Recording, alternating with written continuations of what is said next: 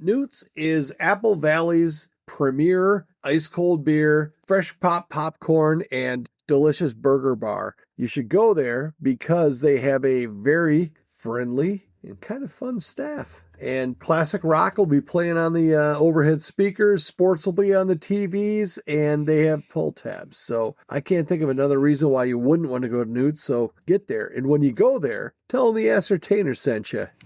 Okay, talk about that. Talk about that. No, that we don't have to talk about.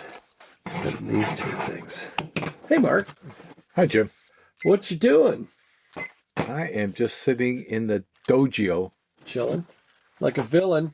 Here we are in June 2026. How'd that happen? Time flies. It's almost time to start raking leaves, even though I've only mowed a couple times. Although you're in that mode with the long pants. Yeah, but long pants in the spring feel different than long pants in the fall. Long pants in the fall feel weird because you haven't worn long pants in a while. Now, a guy like you, who's been the same size since he was 18 probably, it's less of a gamble. Sometimes some of us fuller figured boys, it's like you get to fall, and it's like, you do some big, deep breathing exercises while you're putting them pants on. But what I'm saying is it feels weird to have something on your legs after wearing shorts for a few months straight. That's all. I didn't clear my throat adequately. Now I sound like there's a word for what that's called. When it's some people call it the growl. We're women, they talk like this, and it's so annoying. Or a smoker's voice. Or if you got the, what do you call it? The hole in the throat? Hole in the throat, yeah, let's just call it. In layman's terms. Tracheotomy, is that what it's called? Sure. But it's like an ostomy. It's like a thing. It's tracheotomy is just that's where you breathe through. They can still breathe out of there, but they can't. I think it's when their larynx is gone, so they have to talk through the hole, but the larynx is gone, so there's nothing to vibrate against. I don't know. I'm just glad I quit chewing because I was probably heading for that. I feel like I have to cough, but here we go. Is that better? Hello, much everybody. better. Hello, everybody. Oh, it's much better.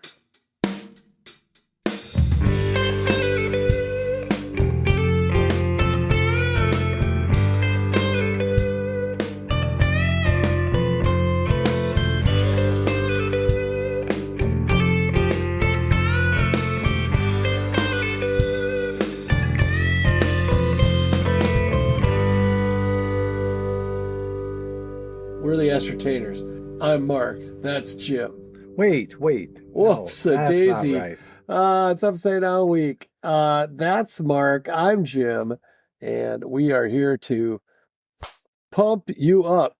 See what I did there? I did. Except my clap was a little awkward. I didn't think I was going to do that.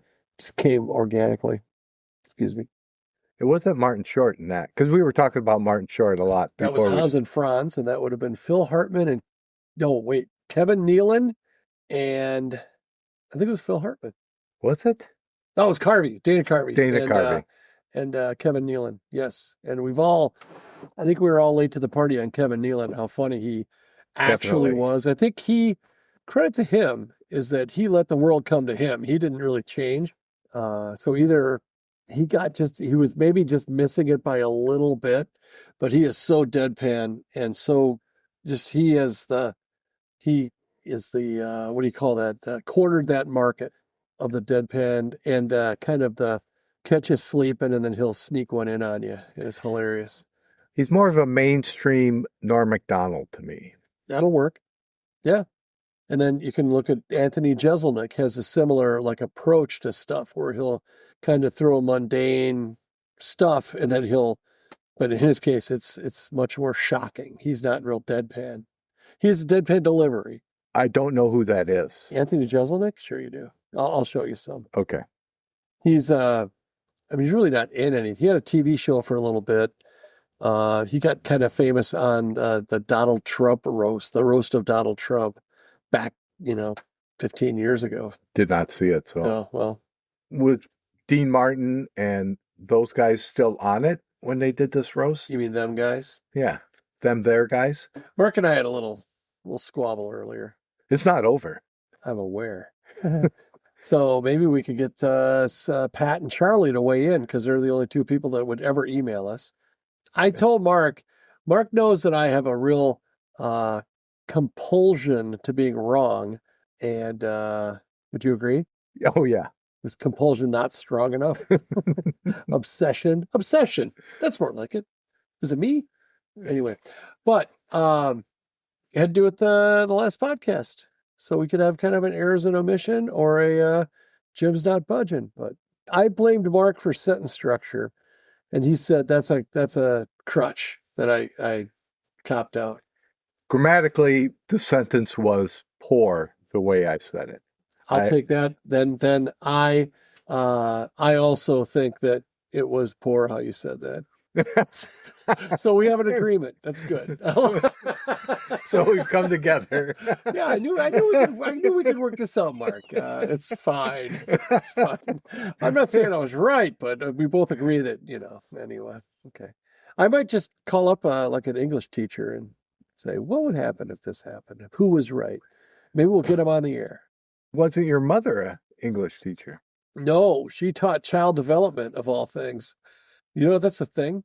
And have you met me and my brothers? And Yeah. Oh, you almost got me. Yeah, you son of a biscuit. All right. Well, anyhow. But if I got an English teacher to corroborate, you'd say, I need an independent English teacher. English teachers can be bought off very easily. Stick of gum. Who's right? I'll save that for later. You will chew that now, or you'll give that back. But yes, you were going to say something that I rudely interrupted. Hello, it's me. I don't care for the song, but it doesn't mean it's a bad song.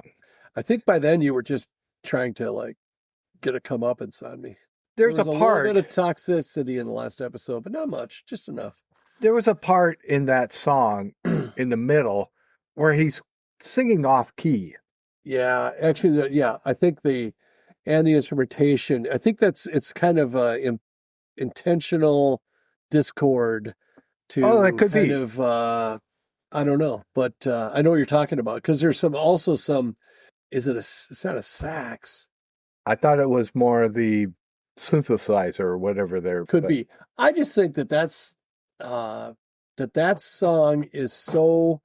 That song was just another song in the 70s. And I don't think they consistently make great songs like that anymore. It's just, then again, I shouldn't say it like a boomer, but I don't know. I'm so impressed by all that, like how the songs that are 40, 50 years old can just like reinvigorate you or rejuvenate you. To me, that song, it sounded like several other songs of that era. True. Now, if Bang the Drum All Day comes on, I'm going to listen to that. I Don't Want to Work. Did you like that song? I did. I still do. It's so funny. So here we go. You don't like it? I don't. It's right up there with Rock the Casbah by the Clash. I don't like Rock the Casbah. Yeah, okay. Well, but why? Because it's like, oh, this is such a, I don't know, campy song for them. I just thought Tom Ruger there's other songs but people made a lot of money on them, so good for them. I guess it's all about what the people want, but. When the Clash, maybe it was already done, but when Todd Rundgren did it, it was something new. I Don't Want to Work. I just want to bang on this. Did you also like Ram Jam? Never liked Black Betty. Really? So we do agree on something. Yeah.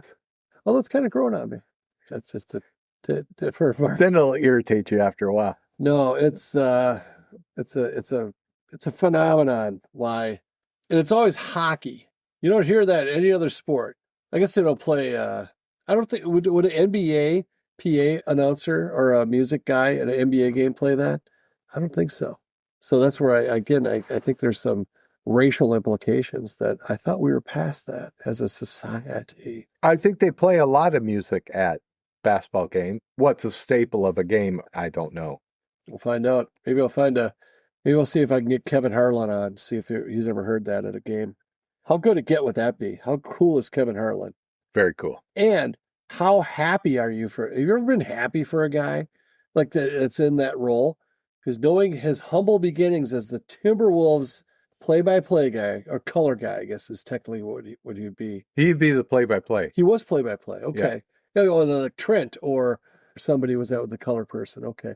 Color commentary. Excuse me. I didn't want to. That was close. That could have gone either way, but Well, you would have been right with Trent. but not Jim Peterson. Trent Tucker, I think by all accounts, a phenomenal human being.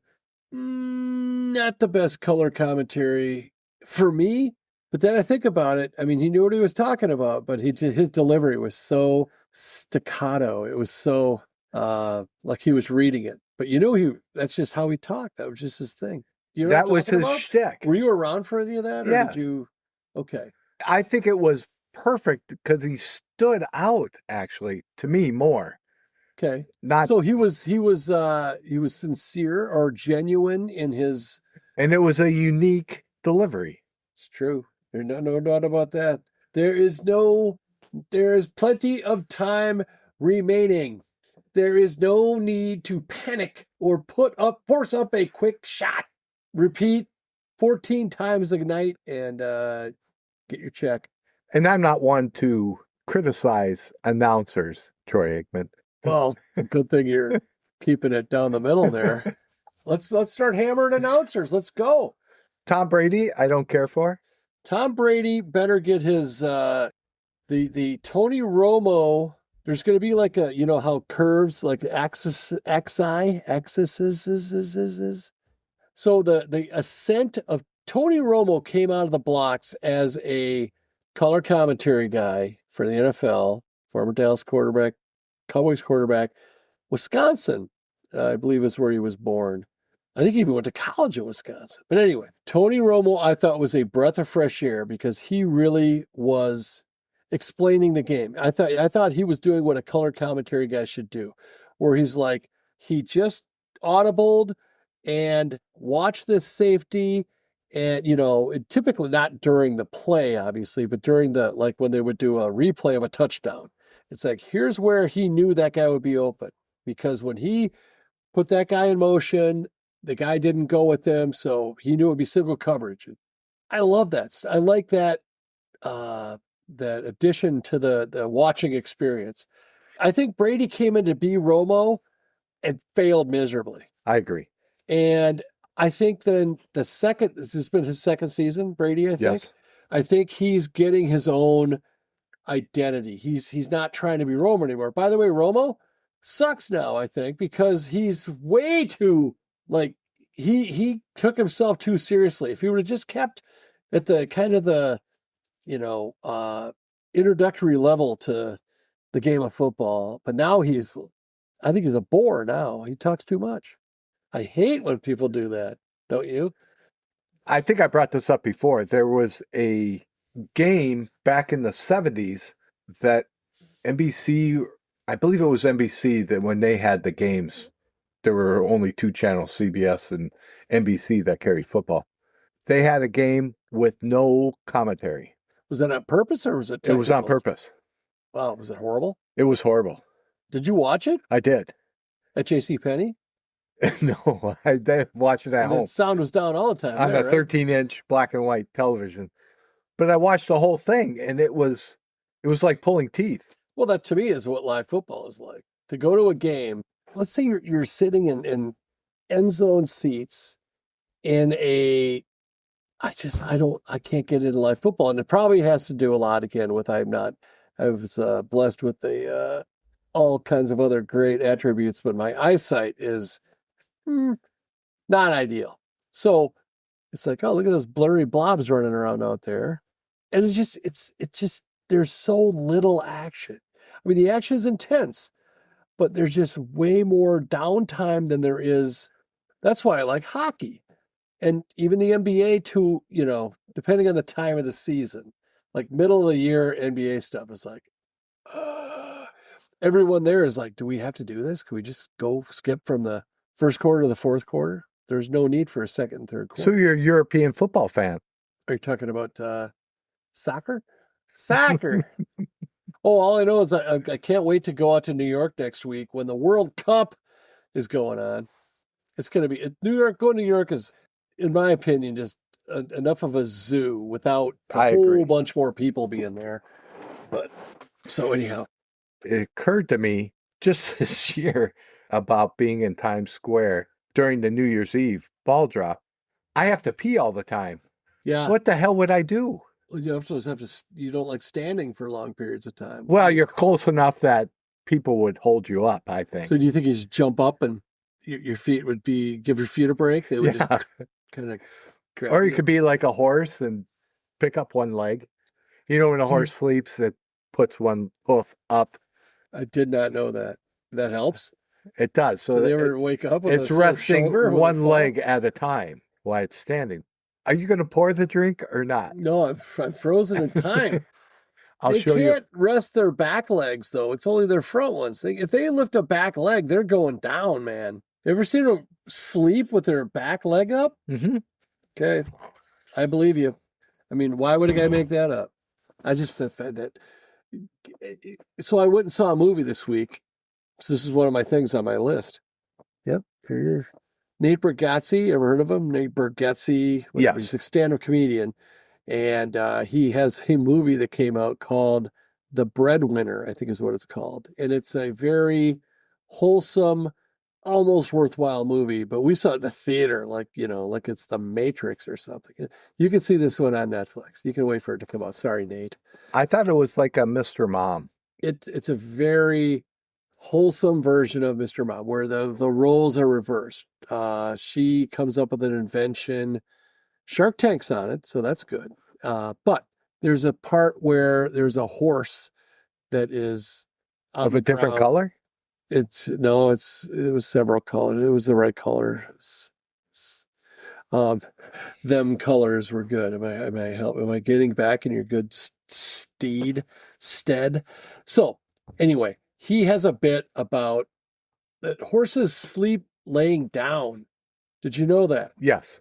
Okay, then why would they have to stand up with one leg off the ground to sleep? They do it for quick flight if a predator is around, something like that. Okay. Did you talk to one of the horses, or is this Mr. a Ed. theory? Okay, well, so far it checks out. All right, well, my bad. A horse is a horse, of course. A horse is a horse. Yeah, I think it is. Of course. Unless, of course, it's a talking horse. Talk to Mr. Ed. That's the kind of shit. That's why instead of like working on AI and stuff, we were watching Mr. Ed. Which, by the way, can you believe that horse could talk? I mean, that was really impressive. It was. No, it's the way they matched up is like they must have just been like giving that horse like little licks of, oh, there's another sugar cube. And it was like, it's vinegar. And he would make his mouth go all weird so it looked like he was talking. Do you think? What was the chimp one? Lancelot Link? Yeah. Super chimp? Could he talk too? Yes. Yeah, but he was not as impressive. He would just do bottom lip thing. He would do like he was Bill Clinton during a speech. Remember he'd do the bottom lip. I'm real sad. I don't get that. But anyhow. Talking about old TV shows, I saw Gilligan's Island's theme song in dark metal. Oh, really? And what's the other one? Another one it's pretty funny and cool how they make the tune into a dark metal song. I think it's great. I think some of those theme songs are as significant as, top 40 radio hits because you hear one note or you hear one word or whatever. Or gibberish. What's the best TV theme song? WKRP. Oh my. I kind of like the Barney Miller theme. I'm not going to lie. That's very Didn't good. have any words in it though. It was just good bass line. Yeah, it kind of built up on itself. Sanford and Son is a good one. Green Acres. As we're talking about the Eddie Arnold stuff, some of his best work, I think. Don't even know that. Green Acres is the place to be. Yes, you do. Farm living, that's the life for me. And they each had their verse. So he was like, and then she goes, New York is where I want to be. Was that Jaja or is that the other one? I think that was Ava. It was Jaja. I think it was, can you name one other character? I can. Zwiffle. I was thinking Whipple, Yeah. but that's the charming guy. That's the toilet paper man. Okay, Green Acres cast. Talk amongst yourselves. And Mark, that what- was connected to Petticoat Junction, was it not? I think they ran maybe on the same night. I thought the train line was Oh, the same. so it's like maybe like a Rhoda situation. Ooh, good one. You know what I mean? Where Yeah. it was like or Lou Grant. That was a serious drama. That wasn't a comedy. But Lou Grant was his character on Mary Tyler Moore, I thought. It was. So there's that. And that's a good theme song, Mary Tyler Moore. I can see it, but I can't hear it. Why? I don't know, but it's good. Was it like, it was an instrumental?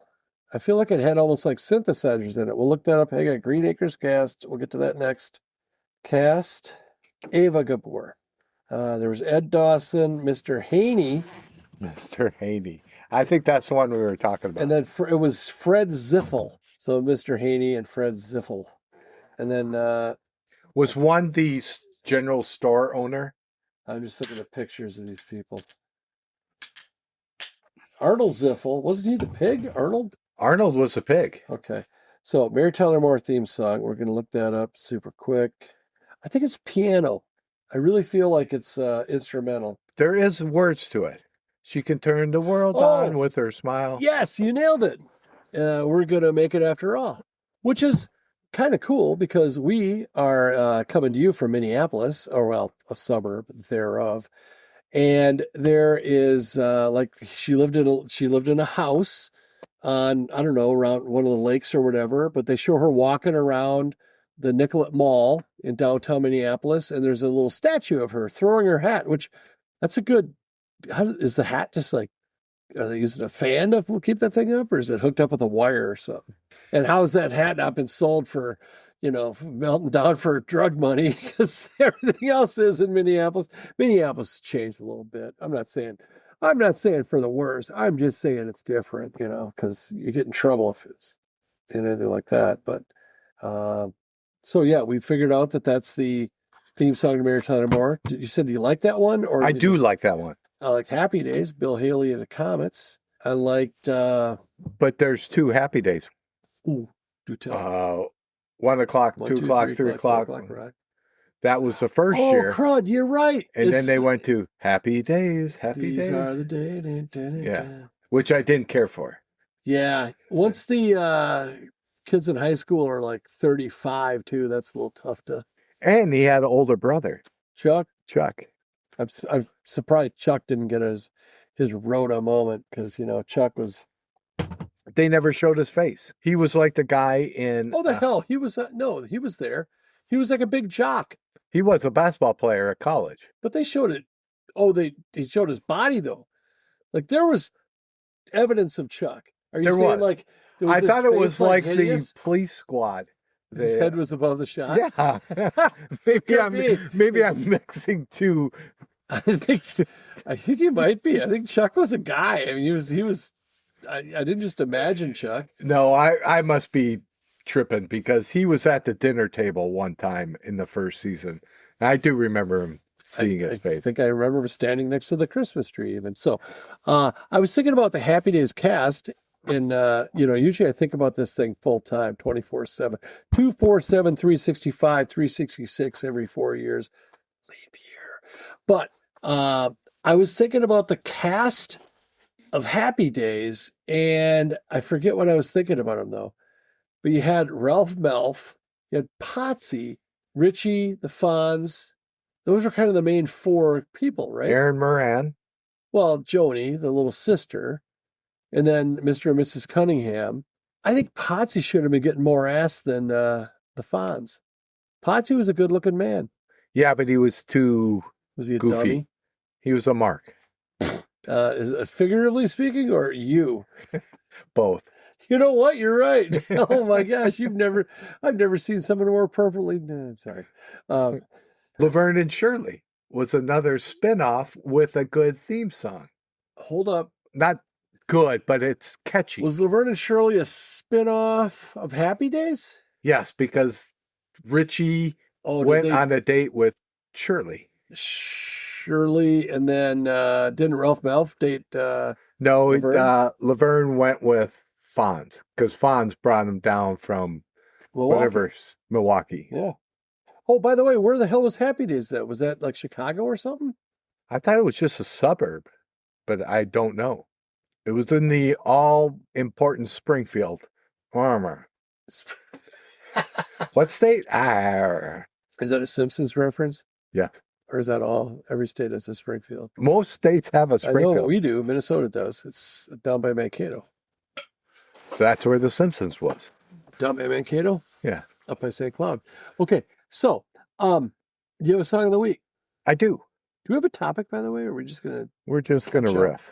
Are we just getting to reconnecting because We're of our reconnecting. feud on the last one? How do you feel this one's going? Good. I'm as mad as hell. But anyway, I'm fine. I'm not going to take it anymore. I'll get through it. What was that movie? Network. I never saw it, but I know the didn't line. either. Do you want to go first on your song of the week? Yeah, I'll go first. So, the creator of the Ascertainers theme had a birthday this week. He's half as old as me right now. Happy birthday, Al. Yeah. Way to go, Big Cat. Way to hang in there. Make it to this day. But it turned out, and I had no other reason to want to go to this concert show, then, oh, it's on your birthday, and I've heard of this band. And it was at First Avenue. And they're called the Toadies. Do you remember the Toadies? I do. They had exactly one song that people know, and it's a pretty good song. Pretty good song. I think they could really be considered a one-hit wonder because that song I would agree with is that. super good. And when they played it earlier than I thought they would. Like, I thought it would be like, okay, we got to wait around to see, okay, that's the last song. I ran into a couple people at the show, which I'll talk about later. My song is Possum Kingdom by the Toadies. And it's, I don't know if it's a song about creepy stuff. I'm pretty sure it's about vampires. You've mentioned that before. Well, it's like, Do You Want to Die? It's a creepy song. It's a dark song. I'll say that. But that's my song of the week, and I'll let you. But I do want to expand upon like some people we met and some chili I ate and stuff like that. I do love during the song when the bass is playing, it'll play the same note twice, and then it'll play it once, and then it'll play it twice, and then it'll play it once. I love playing that song. And then it chugs. Yeah, it's a banger. It's a banger, and the place. So it was far more crowd. It was, I don't know if it was sold out, but First Ave was packed and everybody was singing that song. So it was pretty cool. Kind of the what do you call that? The synchronicity of whatever. That's not the right word at all. But it felt really like you were like, everybody was kind of the same mind. Nothing else mattered. But we were just screaming to that song, and it was pretty Around the lake tonight. Yeah. So, also, if you're not listening from Minnesota, because the Toadies were just here, I would highly recommend you go check them out if they come to your city, because it was a good show, and I didn't know their catalog whatsoever, and I still enjoyed the hell out of myself. Song of the week, Mark. My song of the week, I brought them up before, Blind Faith. It's Eric Clapton, Steve Winwood, Ginger Baker, and then the bass player. Nobody knows them. They got together after Steve Winwood left Traffic, but he went back to Traffic after. You have a lot of Traffic references, because didn't we talk about someone died? And Dave Mason, was he in Traffic?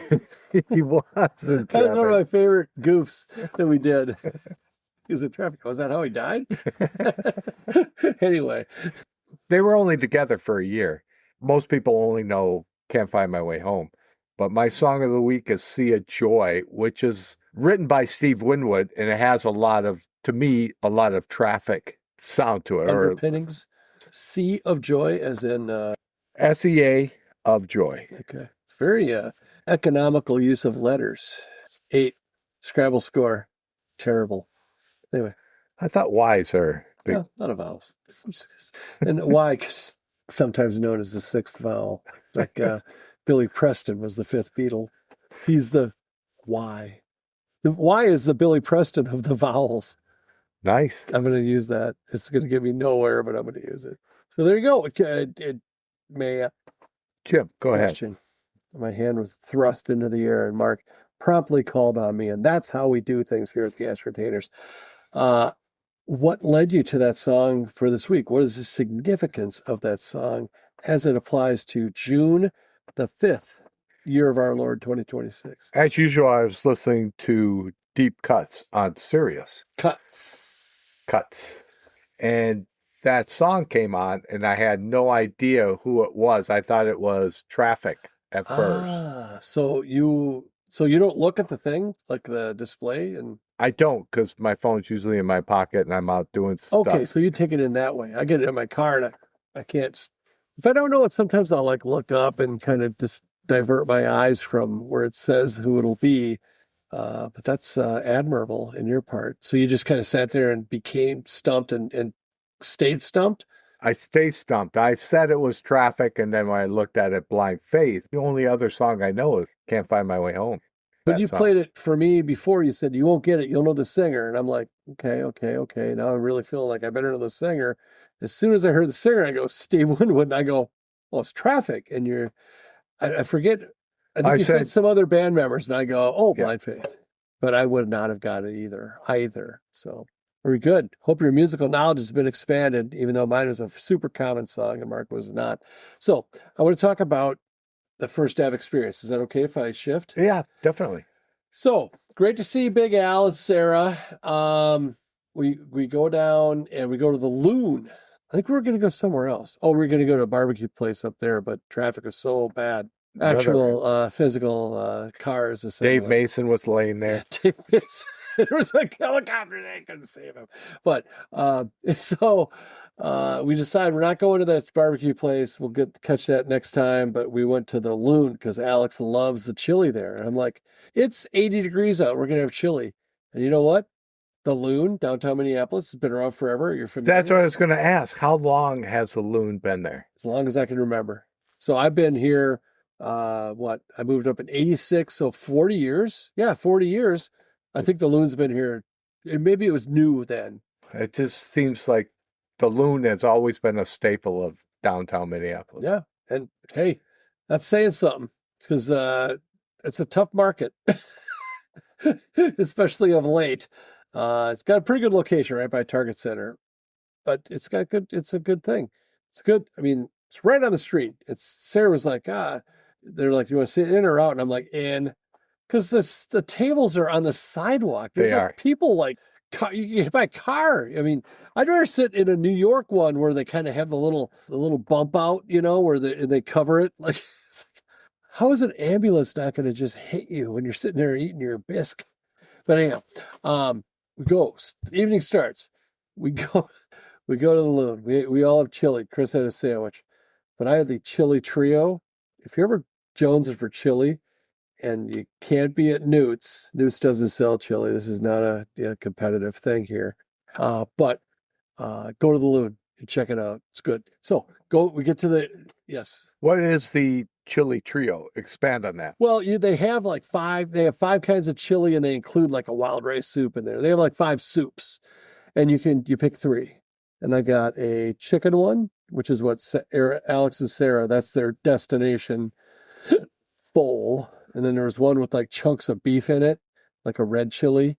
And then there's a pork one, which is kind of a verde kind of a situation. Uh-oh. You okay? No. I'll make it. But yeah. It's just, do you like chili? I do. Yeah. Well, it doesn't like me. Yeah. I think that they have a vegetarian one too. I'm positive they do. I think it's the beans. I quit eating it altogether because of that. I quit eating it. Oh. Yeah, thank you. Airplane. There's only 2 of us. You weren't in on the joke. Oh, that would have the most potential. So we get in. It's wicked packed at the Toadies. We're back at the Toadies concert now, or we've arrived at the Toadies concert. And we were surprised. We thought it would be like a half full and, we could just, maybe get even a chair on the upper ring or whatever. No such luck. But we wind up by like, I don't know what the hell, like a sound area. There's like a like a VIP thing. It's like a little screen door. So like the bigs and the people that work there and the sound people, it's like straight back from the stage, but on the second level. So we're hanging out there, and there was these two guys, and one they surprisingly they both know about the podcast now. But between X, because there was three, there was like a local band, and then there was a band called Local H. I'm not even gonna talk about them. I heard they were really great. I heard wrong. And then the Toadies. So we got there right after the opening act. So it's just people kind of milling around, talking, shooting the shit, everything else, and kind of get introduced to these guys at that point. And then the Local H came on, and then there's a gap between the Toadies and Local H. And we're talking, they're just friends somehow. And one's Mike from Montana. So Mike from Montana, if you're listening, I know you took a picture of my phone, so you know what the name of the thing is, the podcast is. So hi. Shout out. And if you like it and you want to be on still, we can do a remote, because you said you didn't want to come to my basement because that sounds weird as hell. I just made that part up. Well, we're close. But anyway, hit us up at TheAcertainers@gmail.com or DM us on, is that what you do? Is that what the kids call it? On the Facebook. But anyhow, and then another guy named Randy, and they were just some dudes with loose moods, man. They were just cool as shit. Was Randy a local guy? Both of them local guys. The one guy was from Montana, Mike from Montana, and I forget where Randy was from, but they were just cool as hell. But Randy was like, he goes, "What do you know about the Toad?" I think I said, I know one song. He goes, "Possum Kingdom," right? And I'm like, "Yeah." And he goes, "That's like their fifth best song." And I'm like, "Oh, okay, all right, we got a fan here."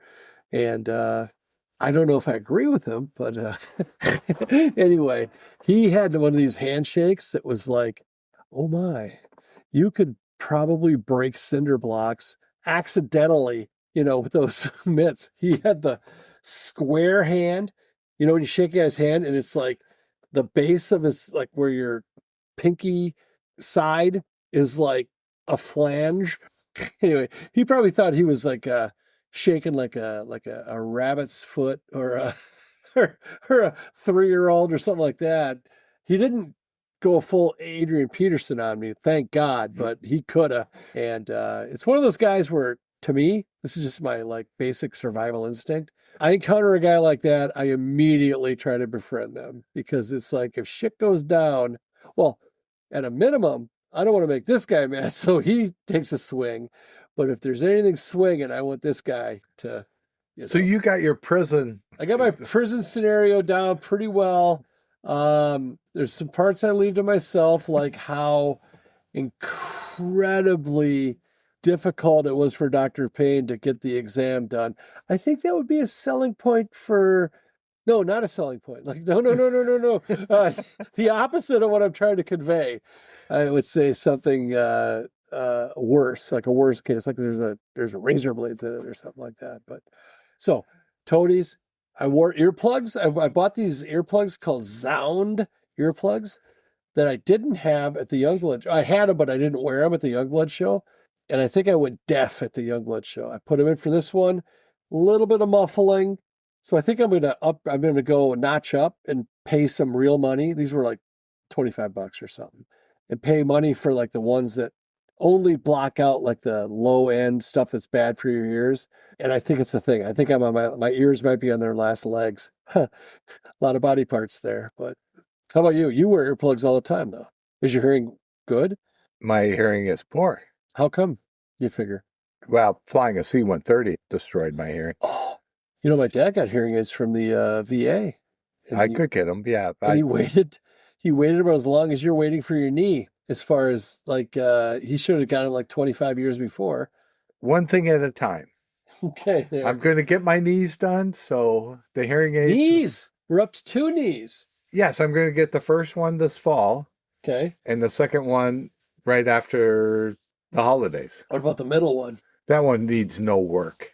That one's in perfect order. I've never seen a guy with such a huge Johnson and has a knee. Can I say something? Can I get off this topic super quick, but not too far off it? On the last episode, when I was listening to it to do my little show write-up thing, the little notes that you see when you watch or listen to the episode, I made a reference to that I was born without eyelids. And then I said that I had I had a transplant where I had foreskin that then was attached to where my eyelids would be. And you said, from the same person. And I said, no. And the reason was because they ran out after the one eyelid. So that's why they had to use the one from the Maniac, is what I said. So when I get excited, my eyes do weird shit, when I see like certain images and stuff. But I was like, why would you only have one from your own? And I thought, oh, it's because Ran out. that's all they could work with. Anyway, I think I know what you're going to say next. Go ahead. Thanks for listening.